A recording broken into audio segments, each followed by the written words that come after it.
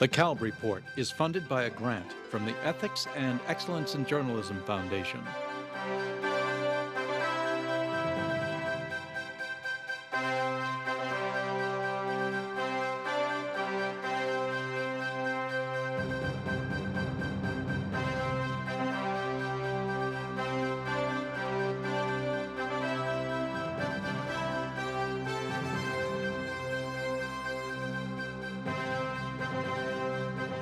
From the National Press Club in Washington, D.C., this is the Kalb Report with Marvin Kalb.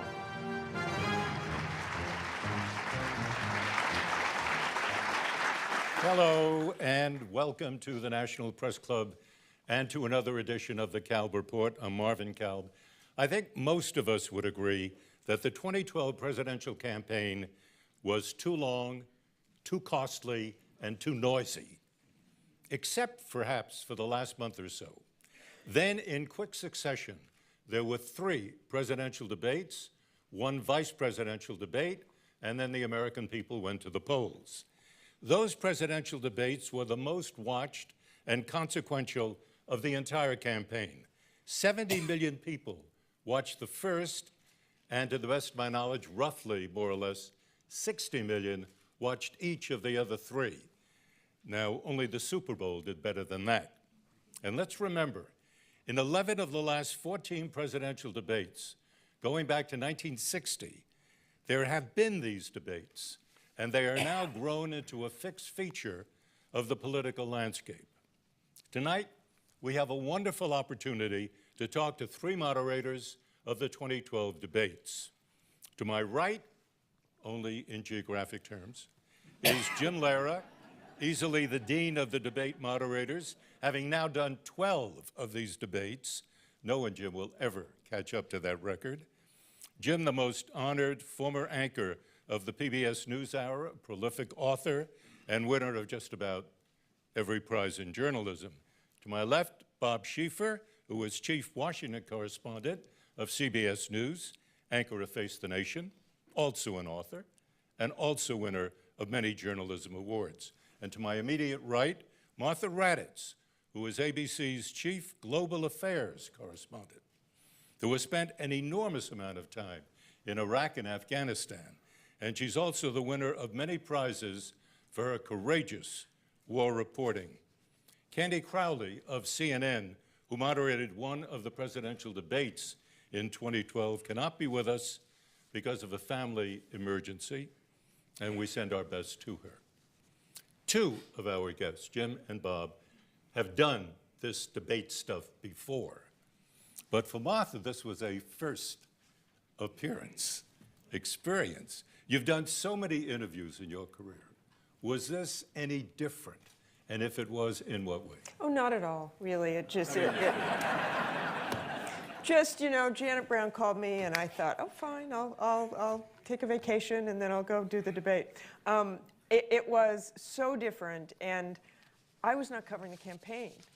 So, I mean, you heard my title. I was running around the world, and I basically crammed and crammed and crammed and did nothing else but study up for this debate. And I told someone it's sort of like studying for the LSATs or the SATs and then taking them in front of 60 million people. When I first got the call, I was so kind of out of the loop on even how the debates worked and how they do it that I remember Janet saying to me, I said, so how many are there? She said, we'd like you to do the vice presidential debate. And I said, how many are there? And she said, 4, you're the second one. I thought, okay, I'm the fourth vice presidential debate. So that's how much I knew. And I told my family, I said when she called it was right afterwards, it's like you either won the lottery or you've just been told you have a terminal illness, because you don't hear anything after she says, we'd like you to moderate this debate. But you did the one vice presidential debate. There was only one. Yeah, and I'm told it turned out. Now, I'm told that the GOP asked you to refer to Congressman Paul Ryan as Mr. Ryan, but you didn't. You called him Congressman Ryan. What was that all about? Well, the day before, and we have the only thing one of the people at ABC got a call from one of Congressman Ryan's people and said, you know, there's this agreement with the commission and we get to be called whatever we want to be called. So I'm not paying any attention to this. It's the day before the debate. I had a little something else on my mind. But I'm driving and in Kentucky, and I get a call, and it's Ed Gillespie, and he says, hey, Martha, you know, we've worked this out, and you're going to call him Mr. Ryan instead of Congressman Ryan. I said, well, what about the commission? And he said, and first of all, I knew I wasn't really supposed to be talking to him. You know, you're not really supposed to be calling me. And he said, it's fine with the commission. And I said, so you think at the beginning I'm going to say, and welcome tonight, Vice President Joe Biden and Paul Ryan. So I immediately checked. We checked. There was no real agreement. So I went ahead. Had either of the political parties asked you to do something other than that? No, absolutely Did nothing. That was the only contact I had with anybody the entire time. And frankly, I just put it out of my head. It wasn't even that I went up there and thought, oh, wait, they told me to do this. It's not supposed to. I just, I called it as I saw it as a Did anyone congressman. Attempt to influence No, you? not in no way. Nobody? Absolutely no way whatsoever. Bob I Schieffer. never had contact with and again, I wasn't, you know, you had it harder. You had it the hardest, Bob, in the way that you were covering it. I wasn't. I was off in the Off to corner. one side. Yeah. But Schieffer, this was not a new experience for you, the third time. Yet this time, if I'm right on this, you asked CBS not to have you report on the other debates because you wanted to avoid even an appearance of bias. So why that attitude this time but not the first two? Because the scrutiny this time around, and what was different is the scrutiny this time around was so intense. Because you have so many, you know, there used to be about 10 people that wrote about these things. And now there are 700 that write about it. And Scrutiny, thy name is Twitter. yeah, right? and I mean, We'll get to that. I mean, just to give you the example, and I mean, and nobody holds back anything anymore. You know, I can remember a time when people used to write letters to the editor, and then they'd get it out of their system, they'd wad it up and throw it in the wastebasket. Now they just press the old send button. And somebody showed me later some of the Twitter messages that people were tweeting, if that's what you call it, on the night of the debate. And one of them said, who is that old guy? Said, is that one of those old guys on the Muppets that makes fun of the other characters? And it's sort of like that. But I kind of understood that in the beginning, and I just thought, Marvin, it would be a good idea if I just sort of stayed under the radar and waited till my debate came along. And CBS in the beginning, you know, they do pay my salary and they expect some work for that. They were not sure that was a great idea, but then they decided maybe it was a good idea. And I'm really glad I Was there anything did special it that way. in your mind about this debate? I mean, because you were the last one, as you were saying. Yeah, and I mean, this was a I mean, you very... were hitting cleanup. Yeah, it was a very, very close election. Somebody asked me afterward, were you surprised at the outcome? And I really wasn't, but it was so close. The blue states were so blue, the red states were so red, and the battleground states were all so close. I wouldn't have been surprised if it had come out the other way. All I knew going into it is this was going to be a very close election. Jim, you've done 12 of these now. I'm not going to ask you how you prepared. I assume each time you prepared in a similar way, very intense preparation. At the end of the day, having done 12, what have you learned either about candidates or about this process of presidential debates? What have you picked up? What's your takeaway? Oh, Marvin, there are several things. Number one, that it isn't about the questions. It's about preparation, but it's preparation so you can listen intelligently and make some really quick decisions, particularly in the new formats where you quickly have to react and all that sort of stuff. It isn't about spending hours and hours writing questions. It's spending hours and hours trying to get enough in your head so if candidate A says something, you know instantly that it's an important thing to say, or it's something he said before, or she said before, whatever. You bring a context with you for the listening. And that's the number one thing. And the other thing is that it is never about me. It is never about the moderator. These debates are designed, and it's not even journalism. I know that sounds weird, but you and I have discussed this before. I don't see moderating a debate as a practice of journalism. It's moderating a debate. And the debate is among the candidates. And it's for the candidates, for the public. It has nothing to do with the people who are asking the questions, who are doing the following up and doing the time, doing all of that. It's a function of a democratic process that is called a debate. And those are the two things that come out of that, loud and clear to me, forever. No, thank you, Jim. It's obvious, I think, that in 2012, and Bob had alluded this already, that we were at new heights of political polarization in the country itself. And I'm wondering, why do you think, and I'm going to turn to you first, Jim, because you got a lot of it, why was there so much criticism of the moderators this time, which, to the best of my knowledge, had not been the case in earlier debates? You came in for a good bit of it. Yeah, I did, but most of it dissipated over time because the initial criticism it came from partisans who thought Barack Obama did a very poor job. And so those people could not criticize Obama, so they had to criticize somebody, and so they criticized me or the process. And once they realized that maybe that didn't have that much to do with whether Obama did well or Romney did well, it had more to do with the two of them than it did, that kind of went away. But I think the intensity of it was because there was this dramatic difference. And oh my God, what happened? Oh, well, moderator didn't do this or whatever. I mean, I don't like being criticized. That's not one of my favorite things to be. But as I say, it dissipated, and it's gone. It's come and it's gone because most of the people who did the criticizing, and many of them have come to me afterward and said, "I'm sorry." To apologize. Yeah. But in an interview with Politico, you said, quote, "The moderator should be seen little and heard even less." Yes, indeed. And then you were saying a moment ago, and you said it earlier, that the moderator should stay out of the way of the flow. Exactly. So my question to you, that being a very valid point of view, is why not challenge a candidate who, you know yourself, you're listening to the person, either hype something beyond reality, flat out lie, or simply mislead the public? Why not take that upon yourself?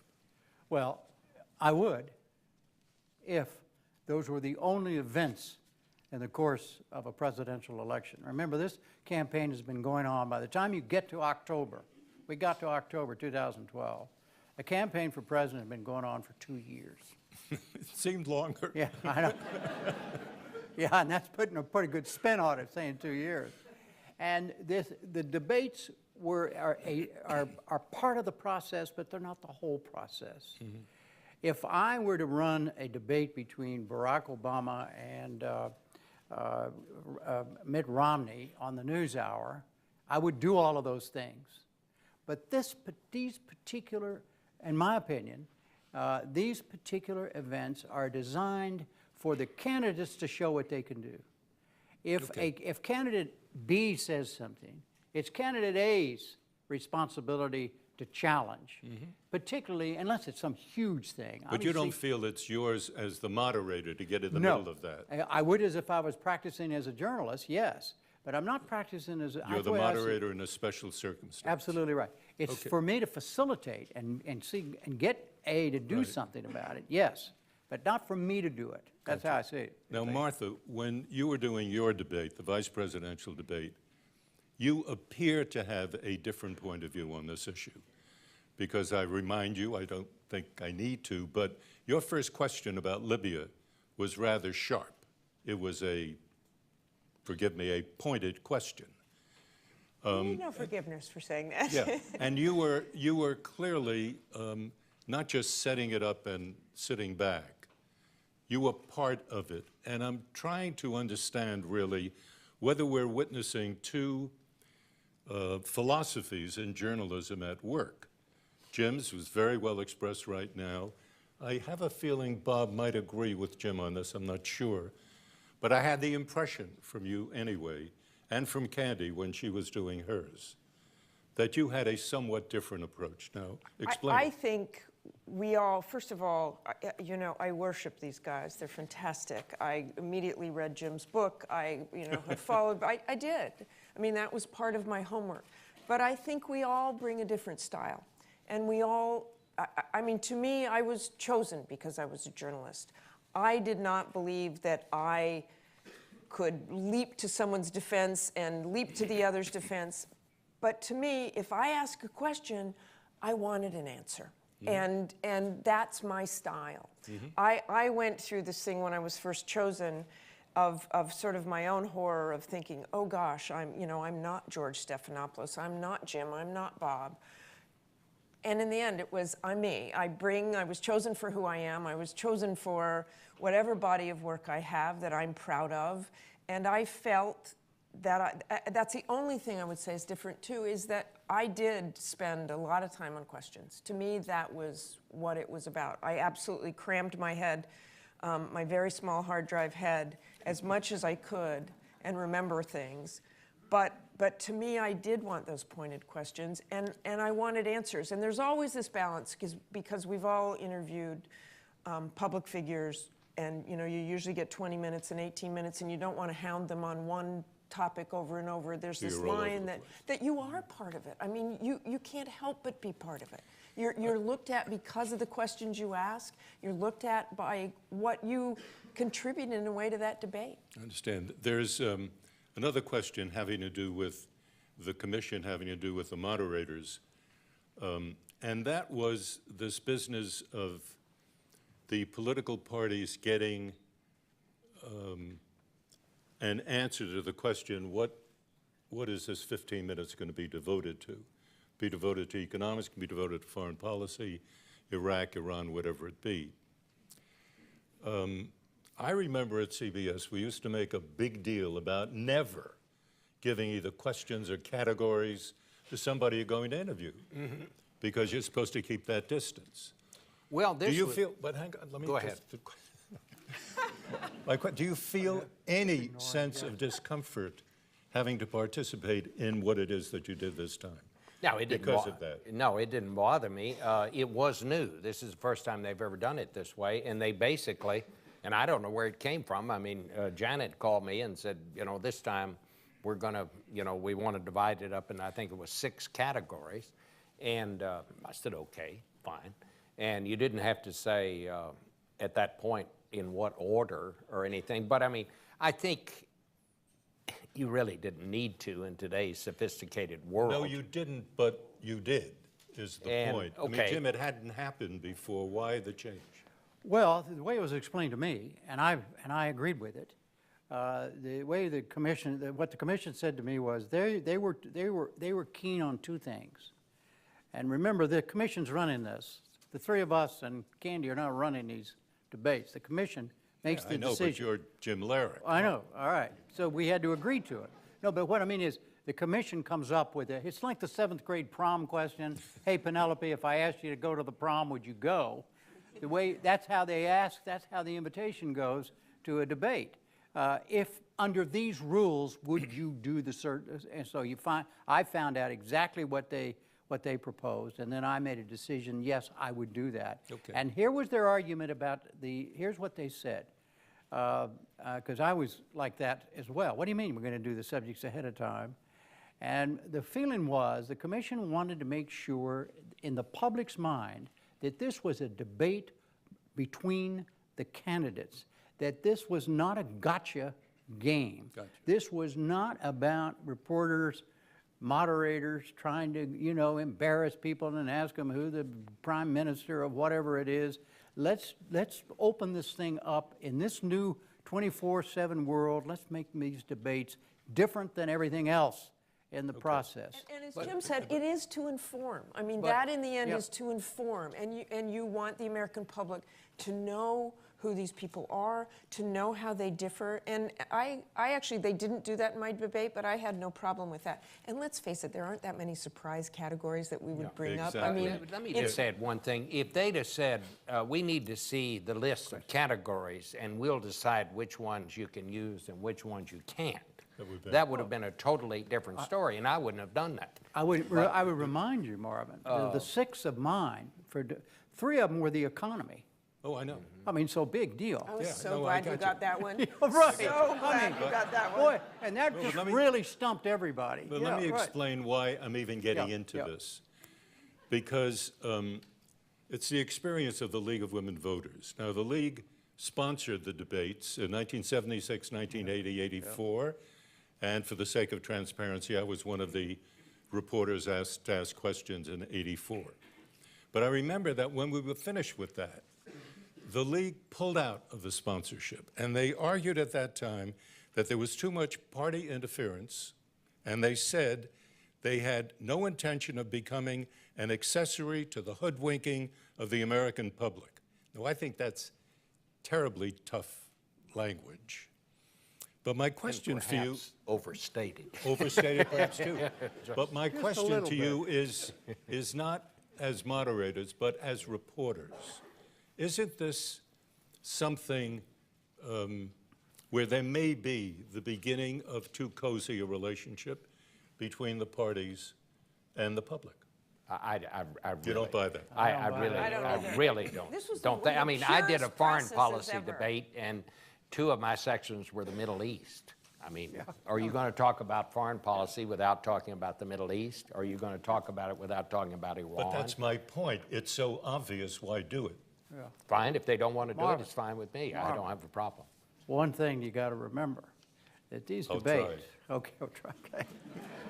These debates, yes, they're about substance, and they're about the Middle East, and they're about the economy, and they're about this. But what they're really about are the candidates, who these 2 people I want are. to get into that. And what do you like them?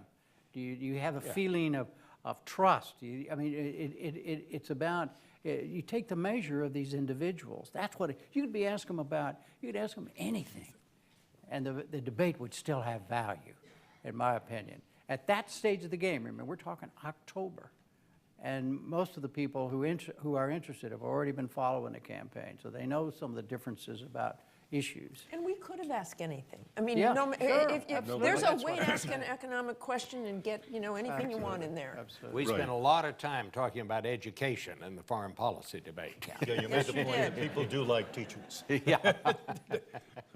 Jim, when you were sitting there in the middle of that first debate, after what everyone was saying the president did poorly, when you were there at that time as it was happening, was that your impression? No.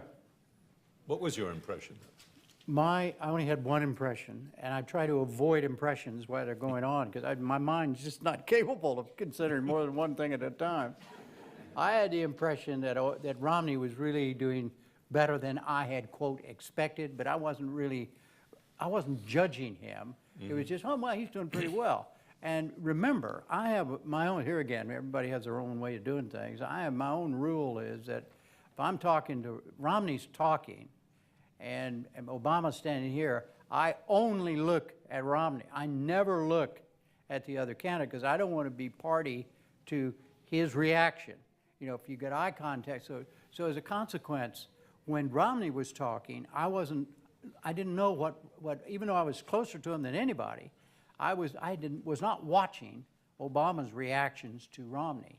The only time I looked at Obama was when he was talking.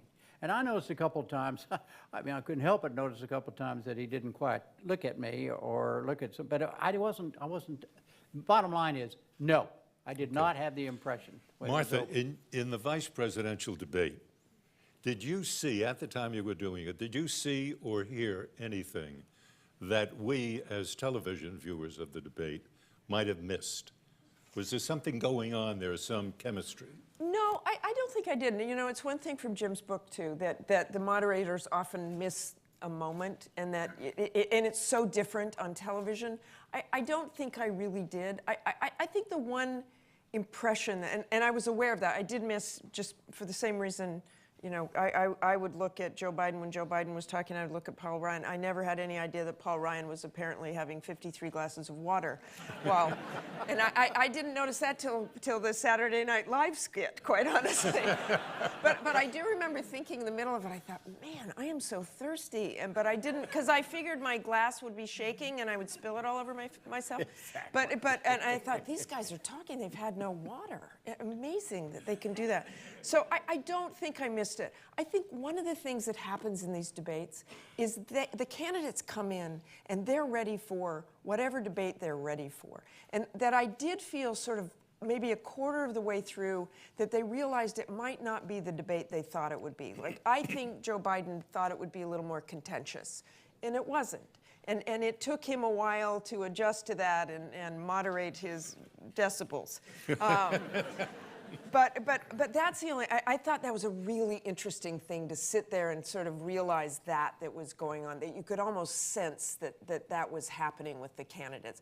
I mean, what would you give to see those rehearsals, huh? I had the same feeling that, now that I think I hadn't thought about it till this very moment, I had the same feeling, though, about that Obama was not prepared for what Romney was doing. Bob, when you, having done it now 3 times, and you cover at great length and so well all of the people you interview then in these presidential debates, what do you pick up? What are the ingredients of political success today? Because you're interviewing the people who've risen to the very top. What is it about these guys? Every one of these debates is different. Talking about things that were missed in the 2008 debate, which I moderated between President Obama and John McCain. These are 2 very different people and 2 very different personalities. And when Obama would speak, John McCain would furiously take notes, and John McCain is always over-caffeinated anyway. I mean, I've known him and I love the guy. I like him. I think he's a really good American, and you know. And then he would take all these notes, and when you'd look over at Obama, when McCain was speaking, Obama never took a note. He never took his eyes.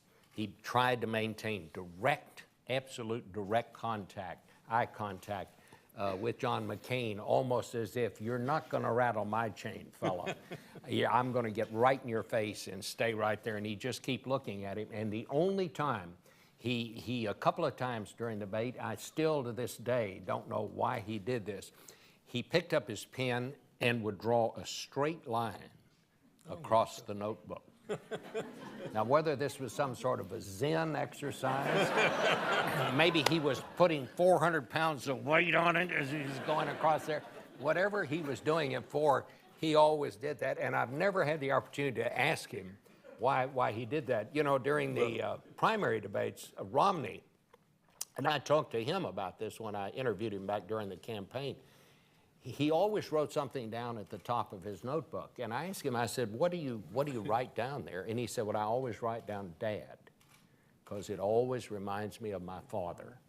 And it puts me in the right frame of mind for these things. And he said, you know, he's my hero. And he said, I just like to think of him, and it really helps me. Now, I have to admit that during this debate, during the presidential debate, I looked down, but he wrote something down, but I was never able to lean over far enough to, and I didn't think it was appropriate to say, did you write your dad's name down?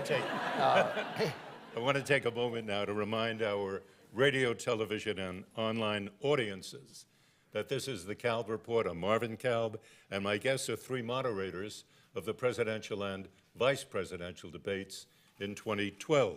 Jim Lehrer of PBS, Martha Raddatz of ABC, and Bob Schieffer of CBS. Now, a question of a more general nature. Do you believe that these presidential debates make our democracy better? 100% yes. Enthusiastic, yes. Without reservation, yes. Because they are the only times in the course of a presidential campaign when the candidates are on the same stage at the same time talking about the same things in a comparative way, for everyone who's going to vote in that election can see them in action. Whatever they're doing, whatever they're talking about, It is the only time they're able to do that. And any time you can do that, that is a good step in the democratic process. Martha, you're not going to agree with that. Not at the least. Now, the one thing I would say is, yes, I obviously think it's better for democracy and a terrific experience for the American public. And it is kind of a coming together without gotchas. I don't believe in the gotchas in those either. Yes, questions are important to me, but I would never come in there with a gotcha question. It is really, you have this sense that you are doing something really important. I mean, like you've never done before, that this really matters, that you are a voice in helping the public understand, that you are helping the democratic process. I'm not saying this in some lofty way about me, but those debates help the democratic process. It is an enormous responsibility. What's the proof of that? Well, because let me I want to just ask you a gotcha well, question. let me just say this. It's because 65 million Americans watch, and 65 million Americans learn something, and 65 million Americans are debating the debates the next day. They're not tuning in to reporters who they want to hear what they're not listening to what they want to hear. They're hearing different things. They're not hearing on the campaign trail people trying to get on the news that night or people trying to ask gotcha questions. It's just different, and it's Let me give you the proof, Marvin, and that is the debates or the last political events that we have that you can get people from both sides to listen to at the same time and to watch at the same time. And all you have to do is go back and look at the television ratings and look at the breakdown of the demographics. Republicans watch the Republican convention, Democrats watch the Democratic convention. The Washington of today, very much unlike the Washington that when I came here in 1969, when Democrats and Republicans went to the same parties. Now they don't like to be in the same rooms. They don't like for the folks back home to think they're consorting with the enemy as they see it.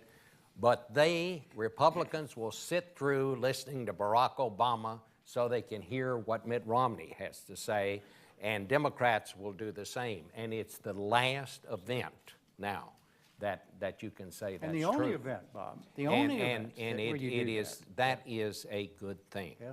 And yet the evidence is that political polarization is worse at this time than it's been forever and a day. But Despite what we you did our just said. best. Really. But I mean, You did our best. political polarization is because of a lot of different things cause that. But one of the reasons that we have it is that we don't all get the same stuff anymore. You can now get the news delivered to you from any point of view that you want. If you want to hear it from a conservative point of view, it's there for you. Democratic view, a liberal view, it's there for you. A vegetarian view, you can find it. It's out there now. And the result is that people at one end of the spectrum simply are not always getting the full story. Okay, but I have to point out, and maybe these guys don't know what they're talking about, but there are many scholars in this country who have done studies of the impact of the presidential debate on the result, the election itself. And many of them have come up and said these debates, they're grand and wonderful things, but at the end of the day, they don't mean all that much to the voter. By the time of these debates, people more or less made up their minds that it's much more like in '92, it's the economy, stupid. It's much more issues that affect individuals who are going in to vote than it is a wonderful, informative television program. Well, Sir. there's no question, Marvin, that the economy is what elections are always about. I mean, that's just what elections are about. Right. But I would point out to these scholars that there were two shifts in public opinion during this campaign. The first one came after the first debate. Absolutely.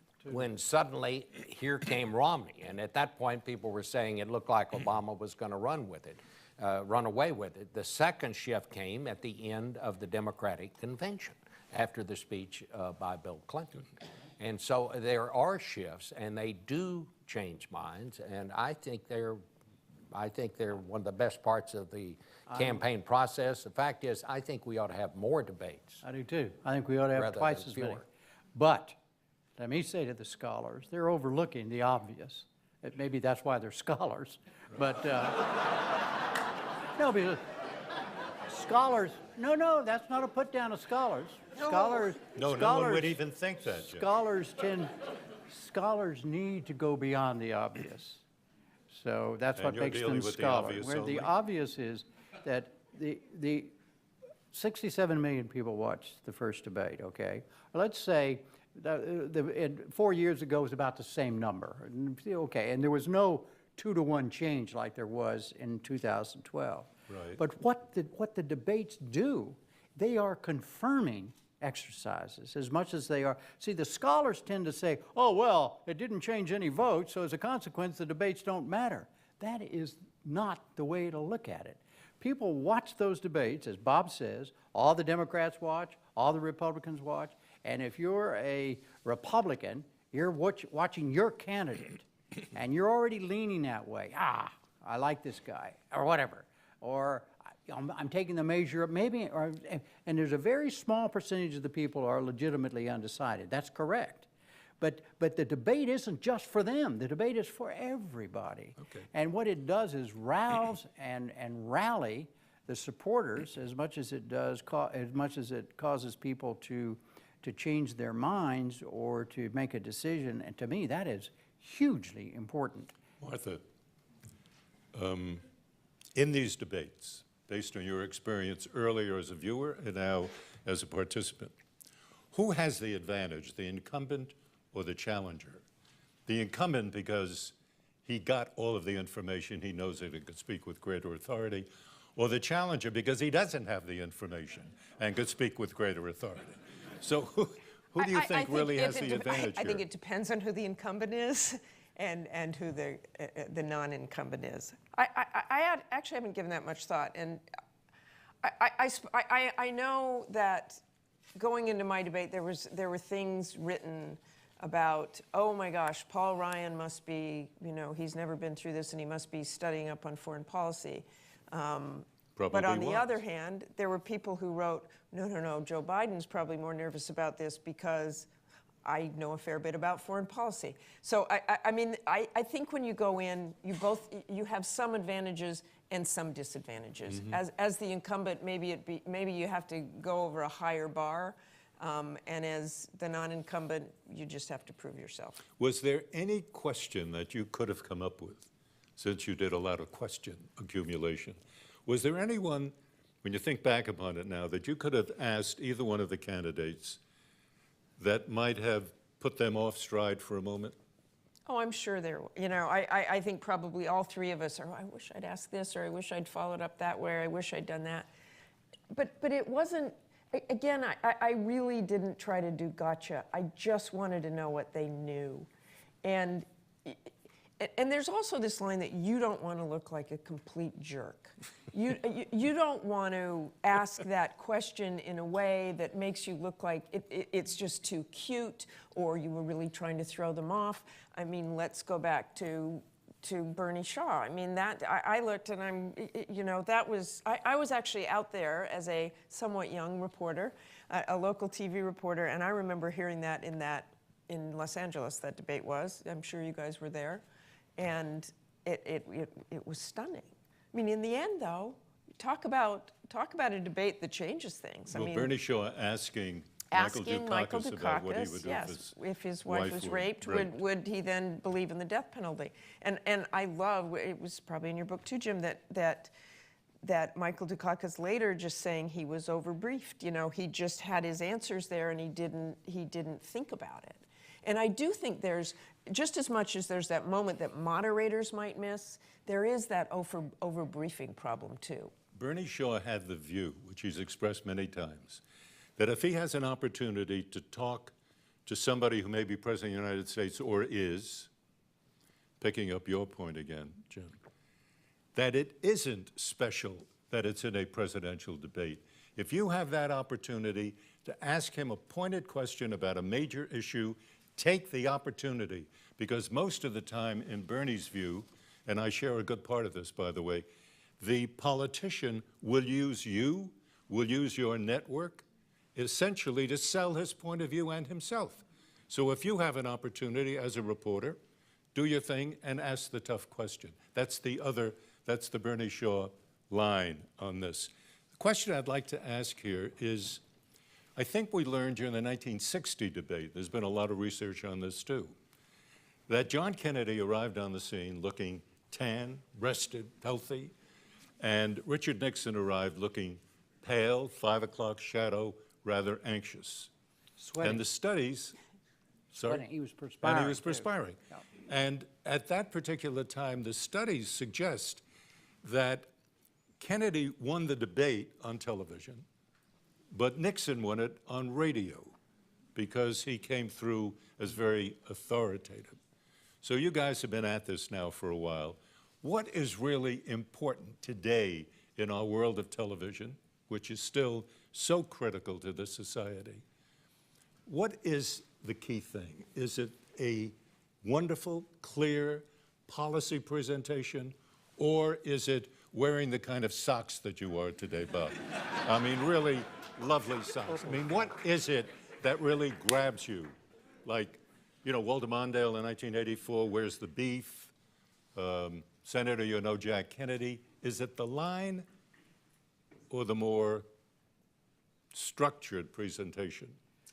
I think that people vote for president. I think the vote for president is an entirely different vote than any other vote that we cast. If you vote for a city councilman, you generally vote on the issues. Is this the guy that's going to keep the 7-Eleven stores open on Sundays, or is he going to close them?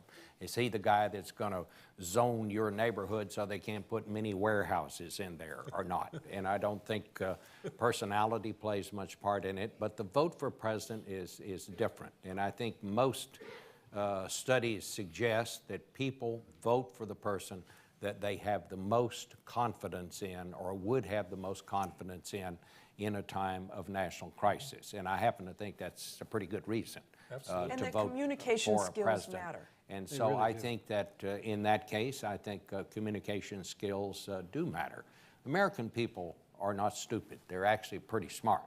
And they generally come up with the right idea and generally pick the right candidates. So I think, and that's why these debates are so important, you get a fuller picture of the person who's running for president. You don't just get the talking points, you get to see him react. You get to see how he reacts when the pressure is really on. And Or she. I think, Or she, probably next time yes, around. well, I hope so. But the ability to communicate, Marvin, is critical. I mean, you Right. can have the greatest ideas in the world, but if you can't communicate them to the American people in such a way that they understand, forget it. Okay. And that proves that in a debate too, because that's about leadership. I mean, Yeah, it is not just about a performance on television or performance in a Yeah, debate. exactly. It's leadership. It's leading this country. I want to test the three of you now on a totally different area. You alluded to it earlier. There were more than 10 million tweets in the first presidential debate, the most ever in American politics. If this was important to you as a moderator, if it was important to you as a moderator, or if this fact alone has any importance at all, please explain it to me. And I want to start with Martha. I mean, Twitter, as much as you might want to fight it, Marvin, it's out there. It's the voices. There are voices out there that have influence. There are. I mean, I think we as journalists, it's a great journalistic tool. It is. I mean, you can find all sorts of No, stories. but how did it affect you as a moderator of the debate? I had some kind of strange press the day before that for about 15 minutes rattled me.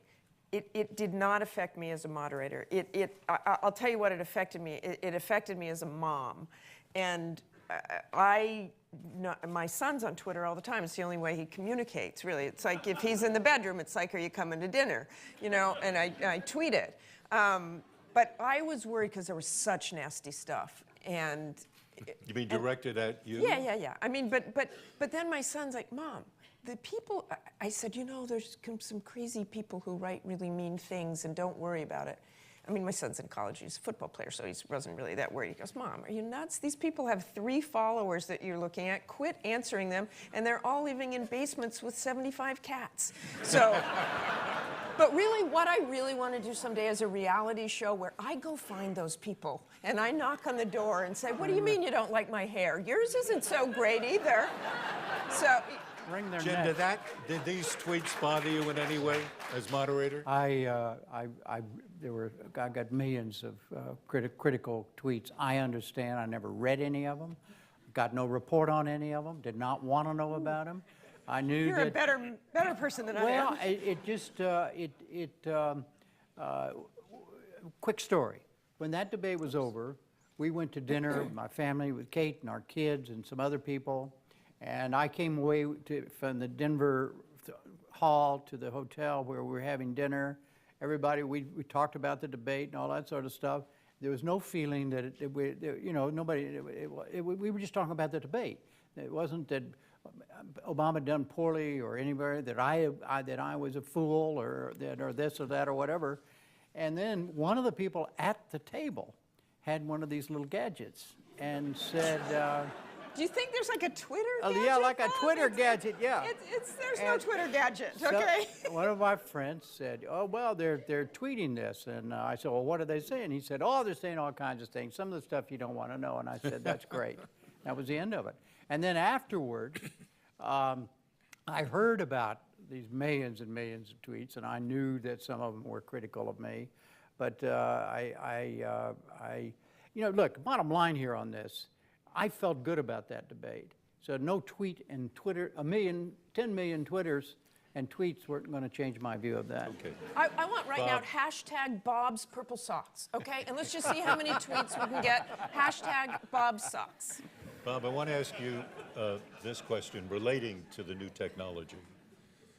We are probably caught right now in twin revolutions having to do with politics and journalism. And one affects the other in a very dramatic, real way. And your sense, as a longtime political observer now, your sense of the impact of the new technology on the manner in which we conduct our politics. Well, it's turned everything upside down.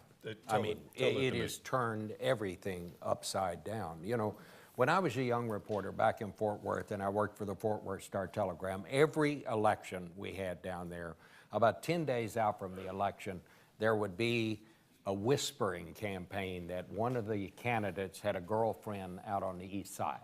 Now, I don't know why it was, but all the girlfriends lived on the east side. And so as reporters, we would go out there and we'd check it out. And, you know, if it amounted to anything, you know, we might do something. I can't remember very many times it ever amounted to anything. It was just a whispering campaign. Well, now there are no whispering campaigns in politics anymore. If somebody has a vicious rumor, somebody writes it on a blog, and suddenly it's out there. That means that we as journalists, we treat these things as news tips. We would never print or broadcast something like that unless we found out if it was true. Well, you wouldn't, but a number of others but would. Here, and that's true. Not everybody follows the standards of mainstream journalism, but the problem it presents for the politicians, they have to decide, do I deny this and give it wider circulation out into the general community? Do I ignore it and just hope it goes away? There's no financial recourse. I mean, you know, if I make a mistake, if I libel somebody, CBS has deep pockets. They can sue us. Who are you going to? You're going to sue this guy that in the basement with the cats that Martha's talking about? I mean, there's nothing you can do about it. And we're all trying to come to grips with this and figure out how to handle it. But it has changed everything in the way politics operates now. Let's look ahead in the time that we have left to 2016, or look toward the future for a moment. Both of you had said earlier that you would prefer that there be more debates rather than fewer. Mm-hmm. Do you think that in this age of the social media, where the patience of the American people, if measured by the length of a tweet, happens to be rather limited, do you think that they would be able to tolerate more 90-minute discussions of serious issues. Well, I mean, we're getting, you know, 60 million people to watch them, and so maybe they would. I mean, what I would like to see, and I would like to see 6 debates, with the first debate coming immediately after the last political convention. If the Democrats are last, then the next week have the first debate. If the Republicans are last, the next week have the debate. I think, and I do believe these debates are influential, I think they can kind of set the tone.